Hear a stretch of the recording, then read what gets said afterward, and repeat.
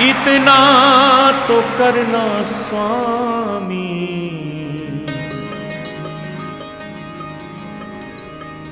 जब प्राण तन से निकले।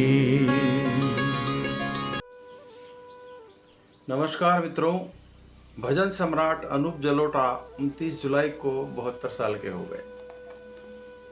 मुझ जैसे लोग जो आज 65 साल की उम्र में रन कर रहे हैं, अपनी जवानी के दिनों में इनकी गज़लों और इनके भजन के दीवाने थे। गज़लें तो बहुत ही कम गाई उन्होंने शुरुआत दौर में, भजन में वे स्थापित हो गए। उनके भजन उस ज़माने की बात बताऊं यदि आपको मैं, तो ऐसा एक करीब करीब आधे फीट लंबा और चौड़ा सा एक टेप रिकॉर्डर आया करता था और कैसेट चलती थी। और उन दिनों मीरा हो गई मगन, ऐसी लागी लगन, ये जो भजन था उन्होंने गाया और ऐसा लोकप्रिय हुआ कि बस लोग चारों तरफ माहौल बन गया और अनूप जलोटा सडनली सेंसेशन बन गए भजन की दुनिया में। इसके पहले भजन गायक बहुत कम होते थे, हरिओम शरणी प्रसिद्ध थे और वो छुटपुट। अनूप जलोटा के पिताजी पुरुषोत्तम दास जलोटा भी भजन में अपना दखल रखते थे, लेकिन जिस तरह की अपार लोकप्रियता और एकदम हिट होना, जो हिट होने की जो बात सामने आई, तो वो अनूप जलोटा इस अकेले भजन से ही प्रसिद्ध हो गए। अनूप जलोटा का जन्म नैनीताल में हुआ 1953 में 29 जुलाई को। वे 72 वर्ष पूरे कर चुके हैं और बचपन से ही लगभग उन्होंने भी अपने एक इंटरव्यू में बताया कि वे 40 साल से स्टेज पर गा रहे हैं। कोई कम समय नहीं होता है 40 वर्ष। और उन्होंने बताया कि 6 वर्ष की उम्र से ही उन्हें स्टेज पे जाने का मौका मिल गया और उसके बाद तो फिर ऐसे खुले हुए कि लगातार उनको काम मिलता रहा। और जब बम्बई नहीं आए थे तो उस 17-18 साल की उम्र में मुंबई की तरफ आ गए थे और जब तक लखनऊ में रहे तब तक उन्हें रोज़ाना 100-200 रुपये की इनकम हो जाया करती थी। उस ज़माने में 100-200 रुपये की कीमत तब भी होती थी, 300 रुपये 200 रुपये। और वे अलग अलग कार्यक्रमों में जाकर के भजन की प्रस्तुतियाँ दिया करते थे। अब उनके भजन जो शुरुआती दौर में भजन लोकप्रिय हुए, जो ऐसी लागी लगन, मीरा हो गई मगन और एक मैया मोरी में नहीं माखन खायो, और जिस तरह से वो शास्त्रीय संगीत को उन्होंने सुगम बना करके प्रस्तुत करा, और एक आवाज़ तो बहुत मधुर है ही उनकी, लेकिन उनका बीच में तबला और हारमोनियम पे कमांड है और वो जिस तरह से अदायगी करते हैं तो उससे लोग उनसे सीधे जुड़ जाते हैं। स्टेज पे गा रहे हैं या आप उनको कहीं टीवी पे दूरदर्शन देख रहे हैं या आप कैसेट में सुन रहे हैं, लेकिन वो कनेक्ट कर लेते थे।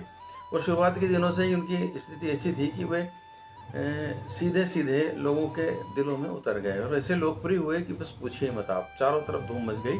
मैं अपनी बताऊं तो मैंने भी उनकी 4-6 कैसेट खरीद ली थी जब मैं 20 साल का था, 20-22 साल की उम्र ही होगी। और कैसेट और टेप रिकॉर्डर लेके जब मैं अपने गाँव जाता था तो लोग इकट्ठे होकर, बिल्कुल गांव के लोग 20-25 लोग साथ में सुनते थे घंटों। ये दीवानगी थी उनकी कि वो उसकी जो भजनों की जो सुनने की ललक थी वो ख़त्म ही नहीं होती थी। आज सुनो, कल सुनो, परसों सुनो, दिन में 3 बार सुनो, ऐसी दीवानगी थी। शुरुआती दौर में अनूप जलोटा अपने मंची कार्यक्रम में गज़ल भी गाया करते थे, 4-6 गज़ल, और बाद में भजन। चूँकि भजन का उनका जोनर फिक्स हो गया था और लोग पसंद भी भजन ही करते थे। गज़ल तो समझिए कि कुछ शौकिया तौर पर सुन लेते होंगे, लेकिन भजन में मुख्यतः भजन ही है। और ज़्यादातर आप देखिए कि अनूप जलोटा ने जितने भी भजन गाए हैं, ऐसी लागी लगन, मीरा हो गई मगन, ये तो है ही सही, लेकिन इसके अलावा जो इतने मैंने बताया आपको, जैसे मैया मोरी में नहीं माखन खायो, इतना तो करना स्वामी, जब प्राण तन से छूटे, इस तरह का एक भजन है। और ठुमुक चलत रामचंद्र बाजत पैंजनिया, ये सब पुरुषोत्तम दास जलोटा पहले ही गा चुके थे। और पुरुषोत्तम दास जलोटा, उनके पिता अनूप जलोटा के, उनकी कैसेट भी बाजार में मिल रही थी। जब मुझे जिज्ञासा हुई कि पुरुषोत्तम दास जलोटा कौन है, तो उनकी भी कैसेट खरीद के लाया मैं। और उसमें भी यही सारे भजन हैं, बहुत सारे भजन, मैक्सिमम, मतलब कुछ नए उन्होंने नए भजन गाए हैं। उसमें खास करके ऐसी लागी लगन, मीरा हो गई मगन, इसका भी उन्होंने किस्सा सुनाया है कि उन्होंने इस्कॉन मंदिर में कहीं जाके प्रस्तुति दी थी और ये भजन गाया था। ये भजन किसी पुणे की रहने वाली महिला ने लिखा था, उनको भजन पसंद आया, उसकी धुन बना ली अमेरिका में उन्होंने, और आके प्रस्तुतिकरण किया। तो एक आध हफ्ते गुजरा होगा, एक आध महीने बाद अनूप जलोटा तब मुंबई पहुंच चुके थे। तो उनके पास फ़ोन आया मुंबई में ही कि भाई ये भजन हम उसको देने वाले हैं किसी म्यूज़िक कंपनी को। तो उन्होंने तलाश किया और उसको सुधार वगैरह कराया, वजीरे वजीरे का म्यूज़िक डलवाया उसमें, और वो जारी हो गया कैसेट कंपनी से। और जारी होने के बाद इतना लोकप्रिय हुआ कि एक रातों रात, जिसको कहते हैं ना, ओवरनाइट सक्सेस मिल गई इसमें उनको, अनूप जलोटा को। और अनूप जलोटा इससे भजन सम्राट के रूप में स्थापित करने में एकमात्र इस भजन का ही योगदान है कि ऐसी लागी लगन मीरा हो गई मगन। मीरा की जो भक्ति थी और भक्ति को जिस तरह से उन्होंने इसमें प्रस्तुत किया, और ख़ास करके कृष्ण के भजन ज़्यादातर गाए उन्होंने, मैया मोरी में नहीं माखन खाया, और 2-3-4 अलग अलग जो भजन है, बहुत सारे हैं। अब भजनों की इतनी सारी संख्या याद नहीं है, लेकिन मान लीजिए भगवान राम के ऊपर भी गाया हुआ उनका भजन है कि ठुमक चलत रामचंद्र बाजत पैंजनिया। ये सब भजन ऐसा लगता है कि वाकई में जो भजन गाते समय उनकी प्रस्तुति ऐसी होती है कि जैसे ठुमक ठुमक चलत रामचंद्र, तो वो मतलब ऐसा लग रहा था कि बाकी रामचंद्र जी बाल्यकाल में कैसे चलते होंगे, वो प्रस्तुतिकरण उन्होंने बता दिया।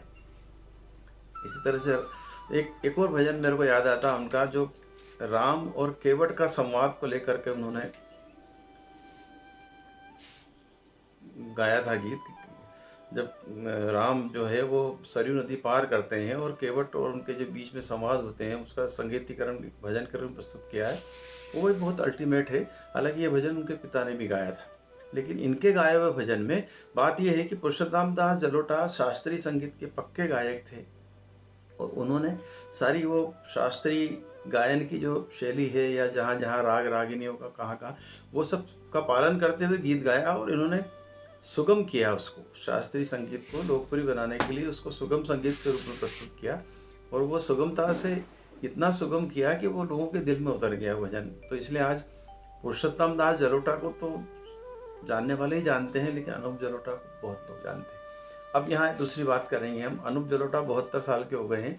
लोगों ने जब इनको भजन गाते सुना, तो हमारे यहाँ देखिए भारतीय जो परंपरा में या भारतीय संस्कृति कहे या लोग भावुक हैं यहाँ पे, तो भजन गायक को एक संत के रूप में देख लेते हैं। और इसी कमजोरी का, भावनात्मक कमजोरी का, कई हमारे यहाँ के संतों ने फायदा उठाया है। जो नाम नहीं लूँगा, हमें कई हैं, आसाराम जैसे कई लोग हैं जिन्होंने प्रवचन देने के साथ साथ खुद को भगवान बना लिया। अब यहाँ देखिए अनूप जलोटा की साफ गोई कि वो कहते हैं कि भाई मैं भगवान नहीं हूँ, न ही मैं संत हूँ, मैं एक आम गायक हूँ, और मैंने भजन गाने को अपना पेशा बनाया है, इसलिए मैं एक सामान्य जीवन जो जीता है आदमी, वैसा जीवन जीता हूँ। उन्होंने इंडिया टीवी के एक आपकी अदालत के कार्यक्रम में साफ कहा कि भाई मैं सुरापान भी करता हूँ। उन्होंने ये भी कहा कि इस कार्यक्रम के बाद जब आप मुझे लंच देंगे तो उसमें मेरे लिए वाइन का बंदोबस्त करिए। तो लोगों को ये बुरा लगा, एक छवि गढ़ लेते हैं ना लोग मन में कि ये तो संत है, मतलब साथ प्याज लहसुन भी नहीं खाता होगा, नॉनवेज खाने की तो छोड़ ही दीजिए। लेकिन इस मिथक को तोड़ा है उन्होंने भजन, जब आप भजन सुन रहे होते हैं तो वो आपको ईश्वर से मिला देते हैं, इतनी तन्मयता के साथ गाते हैं और इतना आपको उसमें बहा ले जाते हैं कि वो लगता है कि आप सीधे कनेक्ट हो रहे हैं ईश्वर की भक्ति में। और जब वो आम जीवन जीते हैं तो आम जीवन में अपने कपड़े भी वैसे ही पहनते हैं, अपने दोस्तों के साथ महफिलें भी वैसी सजाते हैं। और ख़ास करके उन्होंने और तोड़ने के लिए क्या किया कि बिग बॉस में शामिल हो गए। बिग बॉस में एक जसलीन नाम की लड़की के साथ उनका जो तथाकथित प्रचार के लिए बताया था कि रोमांस है, ये है, जो भी है, अपने गुरु शिष्याओं के संबंध रहते हैं, उसका भी काफ़ी लोगों ने, मीडिया ने फ़ायदा उठाया। उसमें उन्होंने साफ कहा कि भाई मैं ऐसा आदमी नहीं हूँ, आप मेरे को संत मत मानिए। तो ये मिथक तोड़ा है उन्होंने। भजन तो अल्टीमेट गाए हैं। पद्मश्री का उनको भारत सरकार ने सम्मानित भी किया है। कई जगह बड़े बड़े कार्यक्रमों में, जलसों में जाते हैं। आज भी वे अपने घरों पे संगीतकारों की, गीतकारों की महफिल सजाते हैं, और यूट्यूब पे या फेसबुक पे आपको क्लिप देखने को मिल जाती है, सब चलता है। तो ये भ्रम उन्होंने तोड़ा है। मैं समझता हूँ भारत का जो एक दोहरेपन का जो चरित्र है हमारे समाज में, उसको ब्रेक करने में उन्होंने काफ़ी योगदान दिया है। तो जहाँ आप जो काम कर रहे हैं उस काम से उसकी छवि को मत जोड़िए। आप कोई प्रवचन कर रहा है तो प्रवचन कर रहा है, भगवान के ज्ञान को प्रसारित कर रहा है, भगवान नहीं हो गया कि बहुत देने लग जाए और उसके आप कहना माने लगो, जो कहे वो करो, और इसका फ़ायदा उठाते लोग। तो ये एक मिथक तोड़ने का प्रयास किया उन्होंने, बहुत अच्छी बात है। 72 साल के हुए हैं, और जिएँ और खूब गाना गाएँ, खूब भजन लोगों तक पहुँचाएँ, नए-नए भजन। कई नए भजन उन्होंने प्रचलित भी किए हैं, लेकिन जो उनके पुराने पक्के भजन हैं, वो तो आज भी जहाँ जाते हैं वहाँ सुनाना पड़ते हैं उनको, वो लोग सुनते भी हैं चाव से। तो